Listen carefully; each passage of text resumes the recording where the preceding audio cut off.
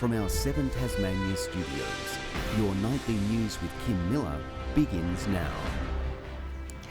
Good evening, everyone. First tonight, the driver from the wedding bus tragedy that killed 10 people sobbed in court today as he was accused of driving dangerously in the critical final moments before the crash. The heartbroken family of a young Tasmanian man who was killed in the tragic crash has told of their devastating loss. Tributes are pouring in for talented surf lifesaving athlete Kane, remembered for being a mate to many and a remarkable leader. Known as a Superman out on the waves to those who loved him, Kane was taken too soon. The 21-year-old who grew up in Tasmania was aboard the bus that crashed on the way home from a Hunter Valley wedding. His family remembering their son and brother today, saying Kane was a beautiful, kind and caring young man. His presence lifted all those around him and gave them permission to show their best side. He will be dearly missed by many, with the Carlton Park Surf Lifesaving Club among those reeling from the loss of their former member, expressing their heartbreak at the tragic passing. He was a leader, a great bloke and a mate to many. We adored him. The admiration felt far and wide as other heartfelt messages poured in. I loved seeing you on the beach, Kane. You put a smile on everyone's face. Another honouring one of the finest young men that you would ever be likely to meet. Of course, the Tasmanian government will do all we can to reach out and support the families involved. My heart breaks for the family and friends who know that young man and all of the people involved with surf lifesaving in Tasmania. An outpouring of grief for the young life lost. Kane also lined up with the Lauderdale Football Club, the Bombers offering their words of support. Kane was a friend to some of our current playing group and was a popular member during his time with Lauderdale. Kane spent many hours here as a junior athlete with the Carlton Park Club, now providing support and counselling services to their current members who have been affected by the tragedy. Grace Evans, 7 Tasmania News. A pedestrian has been taken to hospital after being hit by a car on York Street in Launceston. The victim was treated by paramedics at the scene after being struck around 1:30. Police are investigating. The patient remains in the emergency department. Tasmanian health workers are getting a dose of emergency training to help spread critical skills to the state's smaller hospitals. The Launceston General Hospital has been handpicked for the special program, which will mean more patients can be treated closer to home. In the emergency room, a man needs desperate treatment for a drug overdose. There's a pulse.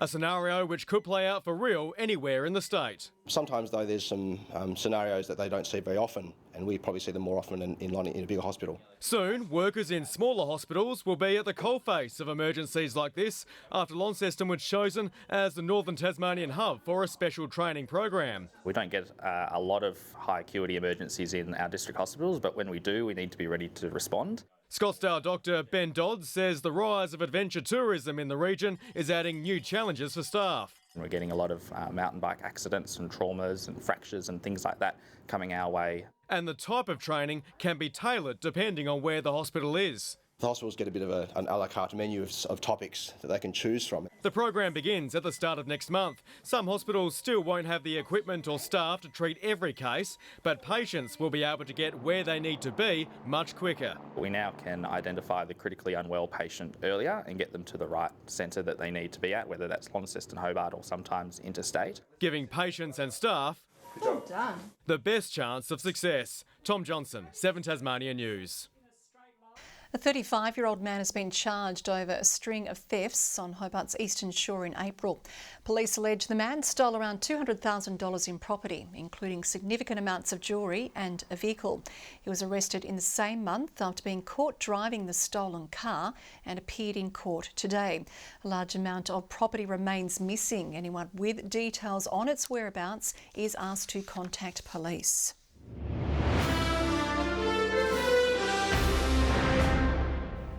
Men, pay attention. You're being urged this National Men's Health Week to get in touch with your bodies and see a doctor if something doesn't feel right. The Cancer Council says survival rates for most cancers are improving, provided it's detected early. Ross DeLittle was diagnosed with a form of rectal cancer at age 72. The decision to remove parts of his intestine system leaving him stunned. When the doctor told me what he was going to do, I passed out. So, yes, it came as a shock. That visit vital in saving his life, with the Tasmanian now back exercising. Good to get back and good to feel fit again and maintain a good weight. Ross's story is really important. One, it's Ross's story and he's encouraging men to get checked early, and his story is if he had got checked, then it might have been a very different outcome. The Cancer Council wants Tasmanian men to make a habit of seeing their doctor if things aren't right. Their figures show around 1 in 3 men will be diagnosed with cancer by age 75, jumping to 1 in 2 by 85. Prostate cancer the most common in males, along with lung, melanomas and bowel cancer. Early diagnosis giving patients the best chance of surviving. For prostate cancer, checked early, I think about 95% of men 5 years post-diagnosis are surviving. Bowel screening numbers still causing concern, with just 48% of Tasmanians taking the test. But that means there's 52% of Tasmanians, a lot of those are men who are not getting checked. Both the Cancer Council and Ross say knowing your own body and going to see a GP when something isn't right are the most important steps men can take to stop a tumour from growing. You have a habit of getting your car serviced, so if you treated your body like a car, when you have engine trouble, go and get it checked. It may not turn out to be anything at all, but you never know. John Hunt, 7 Tasmania News. Young and vulnerable Tasmanians are receiving a helping hand with housing. Construction on 5 Youth to Independence modular homes is complete, with residents aged 16 to 24 moving in. A 6th unit is also on site for a support worker to mentor the new tenants. One of the main functions will be to link to education and employment, hoping to achieve long-term positive outcomes for young people. It's a $5 million investment to provide housing and educational and skills development support and training and mentorship and coaching. It's the 4th facility of this kind across the state, with 2 up and running in the northwest and another in the south. A Tasmanian husband and wife are heading to Egypt next week to sport green and gold in a global competition. They'll join 3 others from around the country to show off Australia's expertise in fin swimming, a combination of swimming and snorkelling. It's swimming with a twist, or rather, a tail. Athletes using a front-facing snorkel and monofin to power through the water in a mythical manner. It's a third faster than conventional swimming, and because we have our arms out in front of us in this sort of position, that means that we've got a really streamlined position and we can feel the water rushing past, which is great fun. The unique sport is taking Brett and Sabina all the way to Cairo, where they'll be representing Australia in the World Masters Fin Swimming Championships. For me, the longer the distance, the better. So they've got an 800, which suits me really well. The 50s and the 100s, I'll have to work pretty hard, but certainly looking at getting a medal somewhere along the line. Relays also on the agenda, although structured slightly different to the norm. We combine the ages of the competitors and add them together, and that total age puts you in a range. The competition is hoped to get them one splash closer to an Olympic debut. It's been recognised worldwide as an Olympic sport since the 1980s, but each time a host country hosts the Olympics, they get to choose which sports are on their program. So as yet it hasn't been chosen on a program. Only time will tell whether fin swimming gets a spot on the podium. Brianna Boylan, 7 Tasmania News.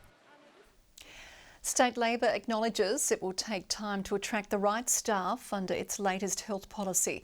The party is pledging to spend $28 million on workers and $60 million on infrastructure to bolster hospitals outside of the major centres. A Deloraine doctor says it will take pressure off the Launceston General Hospital. People would have to go to LGH for a lot of things that we wouldn't ever be able to, or sort of wouldn't be structured to be able to do here. But we would be able to take a lot of the lower acuity emergency presentations. There's no doubt that it is a highly competitive environment, and we recognise that it will take time to attract people to work in these positions. Last month, Labor announced it would also wipe the university debt of 150 regional hospital workers if it wins the next election. Premier Jeremy Rockcliffe questioned how Labor would fund and staff its promises.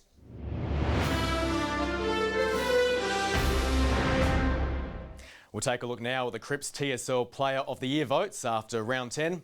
Brad Cox-Goodger was always in the box seat for best on after 5 goals under lights against the Blues. Will Campbell also found the goals in the top of the table Kingborough's win over North Hobart. And Sam Siggins has jumped to top spot on the leaderboard after claiming 3 votes in Clarence's narrow win over Lauderdale. Siggins is on 12, tied with Jack Tompkinson. Lockie Clifford, Jack McCulloch and Ben Simpson are all locked on 9. A renegade who transformed into both a cult figure and a father figure is among the latest inductees to the Tasmanian Football Hall of Fame. Carlton and Brisbane player Mitch Robinson will join the esteemed club and has revealed how a tough time off-field shaped him as a leader at the Lions. He's known as an unpredictable joker. As with Robbo, you never know what he's going to do. Who always had his heart with the fans. Now it's Mitch Robinson's turn to be embraced in Tasmanian football's Hall of Fame. The most humbling experience, and I was a little bit speechless, to be honest. From Lauderdale, Carlton called in Robinson's services in the 2008 draft. After a few beers to celebrate, he got down to work. Robinson with his second kick in the big time. He has done it. Booting 3 goals on debut. I'm just so happy at the moment. The road wasn't always rosy. A festival brawl derailed his time with the Blues, but it's something which ended up shaping him when he moved to the Brisbane Lions. Well documented that I had some off-field troubles, and my mental game wasn't up there for AFL standards. And when the Carlton Footy Club got rid of me, that was a real eye-opener. He went from controversial figure to father figure, having an open-door policy for the side's young players.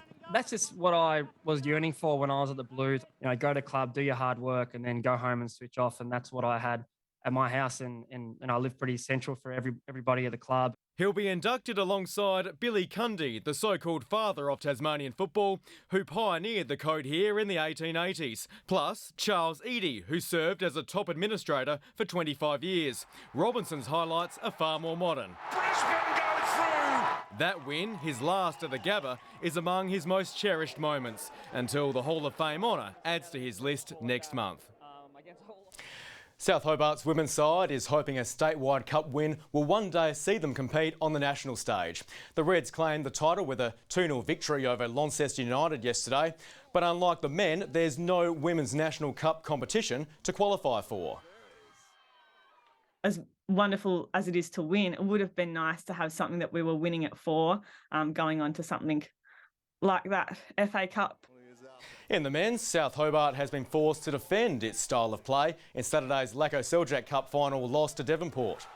Very clear and evident from South's tactics. It was just to try and take out some of our better players rather than compete in a game of football. I don't think we've ever gone out with an outright strategy to injure other players. It's definitely not the spirit that we play. The Strikers are expecting to find out their Australia Cup opponent in the coming weeks. Good evening. Devonport and Launceston 15 today, 14 for Burnie and 12 for Hobart. Friendly Beaches was the state's top with 16, Flinders Island, Smithton, Strawn and St Helens all 15. Grove, Maria Island, Low Head and King Island 14, Bushy Park 8 and 6 degrees in Lyowini. Low to mid-level cloud blanketing Tasmania with some embedded thunderstorms about the central north. Thick to low high cloud covers Tasmania and Victoria with some thunderstorms about eastern New South Wales. Tomorrow, a high covers central Australia, extending a ridge over most of the country. West to southwesterly winds 10 to 20 knots, reaching up to 30 knots about the Bass Strait Islands. Swells in the west and south, westerly 2 to 3 metres. Now, there is a strong wind warning in place for the far west coast and east coast of Flinders Island. Tomorrow, Hobart partly cloudy 15, a shower or 2 for Geeston. Showers also possible for Bothwell. Launceston and Cressy possible showers, 15's the top for Devonport. Burnie and Curry both expecting 14, showers likely also in Strawn. Mostly sunny in Orford and St Helens tomorrow, partly cloudy and 15 in Swansea. Thursday, showers statewide, easing and mostly contracting to the west. Friday, showers about the north and west, otherwise fine elsewhere.